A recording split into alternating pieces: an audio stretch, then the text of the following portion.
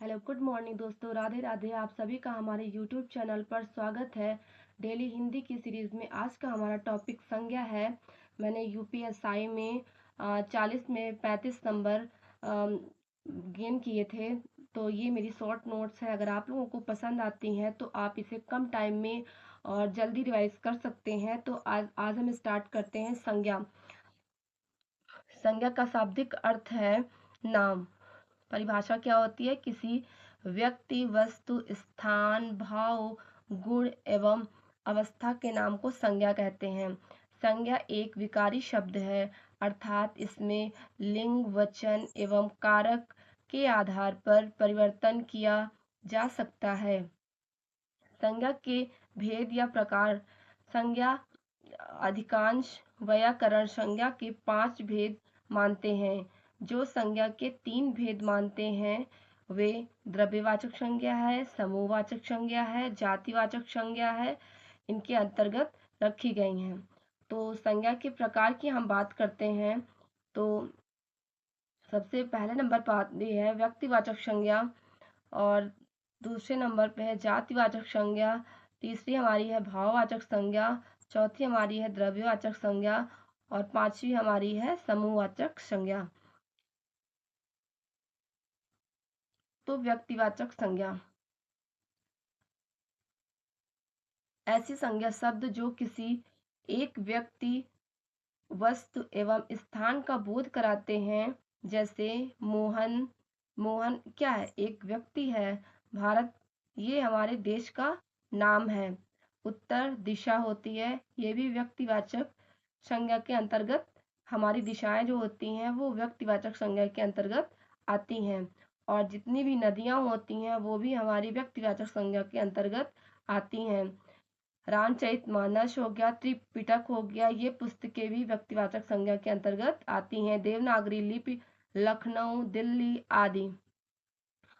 फिर नोट, दिशाओं के नाम व्यक्तिवाचक संज्ञा के अंतर्गत आते हैं। देशों के नाम भी व्यक्तिवाचक संज्ञा के अंतर्गत आते हैं। देश में क्या आता है? भारत हो गया, पाकिस्तान हो गया। समुद्रों के नाम जैसे काला सागर, भूमध्य सागर। पुस्तकों एवं समाचार पत्रों के नाम जैसे रामायण हो गया, दैनिक जागरण हो गया। पर्वतों के नाम और दिनों के नाम और महीनों के नाम और ऐतिहासिक युद्ध एवं राष्ट्रीय घटनाओं के नाम आदि व्यक्तिवाचक संज्ञा के अंतर्गत आते हैं। जातिवाचक संज्ञा जिन संज्ञा शब्दों से एक ही प्रकार की वस्तुओं अथवा व्यक्तियों का बोध हो उन्हें जातिवाचक संज्ञा कहते हैं। तो जातिवाचक संज्ञा जैसे लड़का, लड़की, वकील, नदी, गाय, जिससे पूरी जाति का वर्णन हो उसे हम क्या कहते हैं? जातिवाचक कहते हैं। गाय, गाय एक जाति है। ऐसे अगर गाय का नाम के अकॉर्डिंग देखें तो कामधेनु गाय होती है। और हाथी, पर्वत, पहाड़, ये सभी हमारी क्या है? जातिवाचक संज्ञा है। घर, पशु, राज्यपाल, जुलाहा, लेखक, पुस्तक, ज्वालामुखी, वर्षा, पेड़ आदि ये हमारे जातिवाचक संज्ञा के अंतर्गत आते हैं। पशुओं के नाम, वस्तुओं के नाम, प्राकृतिक आपदाओं के नाम और मनुष्य जाति, ये सब किसके अंतर्गत आते हैं? जातिवाचक संज्ञा के अंतर्गत आते हैं। भाववाचक संज्ञा क्या होती है? जिन संज्ञा शब्दों से व्यक्ति या वस्तु के गुण, धर्म, दशा आदि का बोध होता है। जैसे बुढ़ापा, मोटापा, बचपन, मिठास, लंबाई, क्रोध, शौर्य, धार्मिक, निजत्व, ममत्व, बंधुत्व, अमीरी, मित्रता, मनुष्यता आदि, जिससे भाव का पता चलता है। जैसे बुढ़ापा हमारी क्या है? भाववाचक संज्ञा है। मोटापा भी हमारी क्या है? भाववाचक संज्ञा है। बचपन हमारा क्या होता है? भाववाचक संज्ञा है। मिठास, ये सभी पूछे गए हैं पेपर में।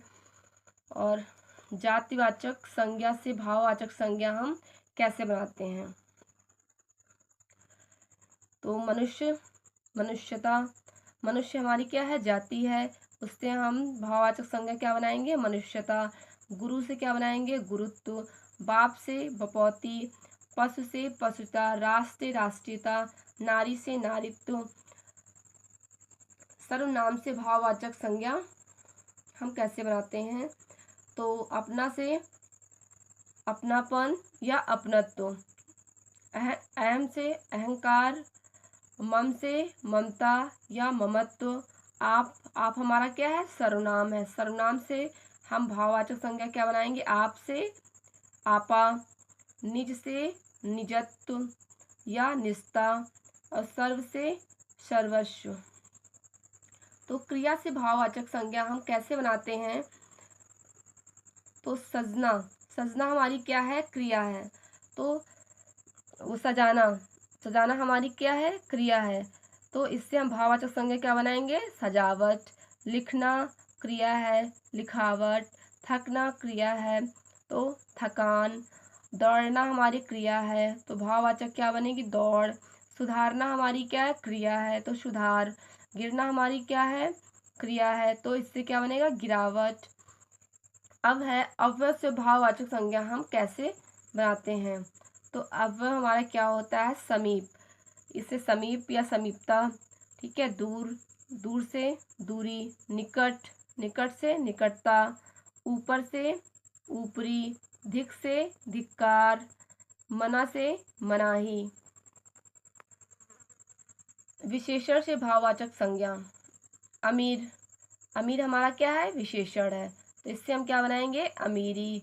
गरीब, गरीब हमारा क्या है? विशेषण है, इससे क्या बनेगी? भाववाचक गरीबी। मिठास, मीठा से मिठास।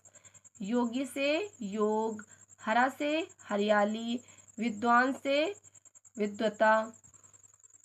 फिर है समूहवाचक या समुदायवाचक संज्ञा, जिन संज्ञा शब्दों से व्यक्ति अथवा वस्तु के समूह या समुदाय का बोध होता है, जैसे संसद, कुंज, सभा, कक्ष, सेना, मंत्रिपरिषद, पुस्तकालय, भीड़, गिरोह, पुंज, घौद, गुच्छा आदि, जिससे समूह का या समुदायवाचक संज्ञा, ठीक है।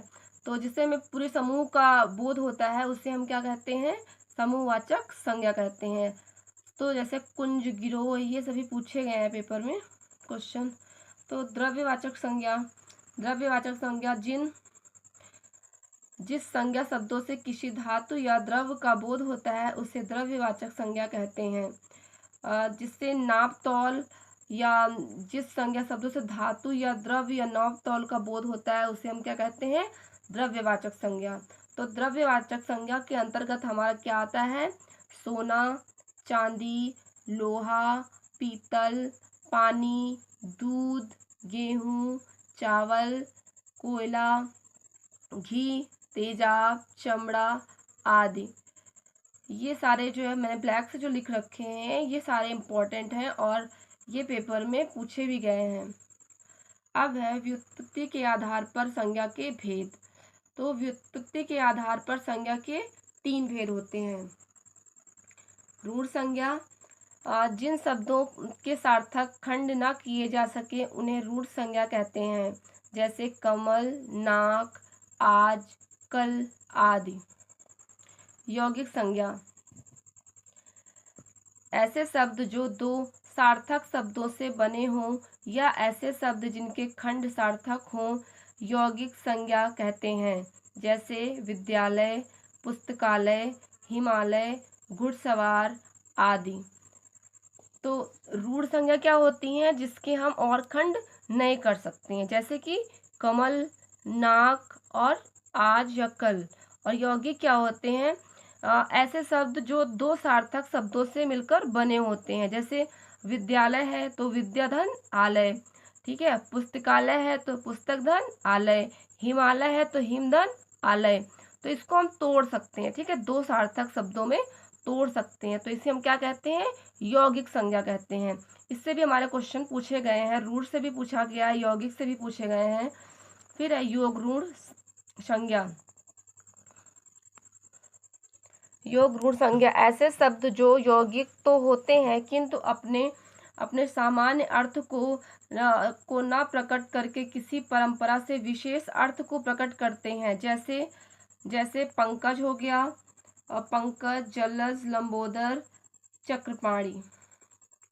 तो ये जो है किसी सामान्य अर्थ को प्रकट ना करके परंपरागत किसी विशेष अर्थ को प्रकट करते हैं। तो पंकज क्या हो गया, हमारा योग ऋण हो गया, ठीक है। पंकज मतलब कीचड़ में जन्म लेने वाला, और जलज, लंबोदर और चक्रपाणी जैसे ये। तो दोस्तों ये वीडियो आपको कैसी लगी है? अगर आपको ये वीडियो अच्छी लगी हो तो हमारे चैनल को सब्सक्राइब करें, लाइक करें। और अगर आपको ये जानना है कि मेरे कितने नंबर यूपीएसआई में आए हैं, तो उसके लिए मैं आप लोगों के लिए एक वीडियो बनाऊंगी। तो आपको वीडियो मेरी अच्छी लगी हो